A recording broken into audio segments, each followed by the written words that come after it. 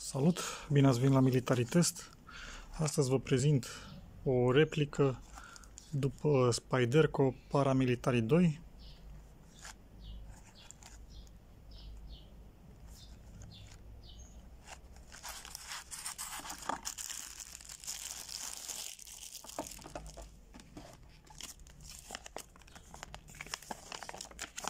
Vine cu un pliant lucios, pe hârtie lucioasă.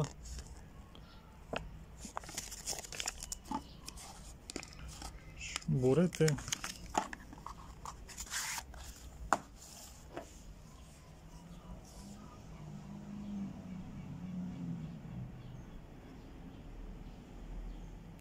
Nu este o replică 1 la 1. Lama este din oțel 440. Dar și așa arată destul de bine. Mânerul este din G10.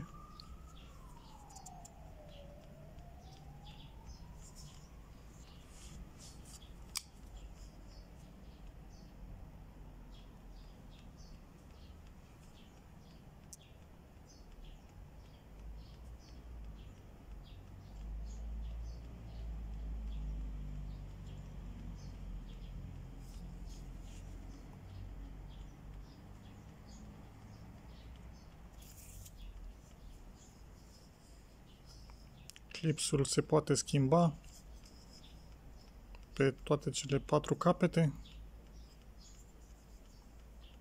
Sistemul de blocaj Compression Lock.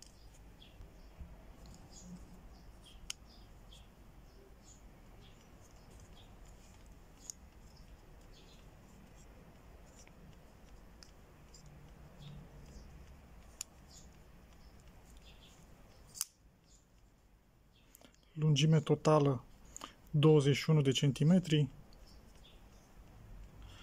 Lungime închis 12,3 cm. Lungime lamă 8,8 cm. Lățime 3,2.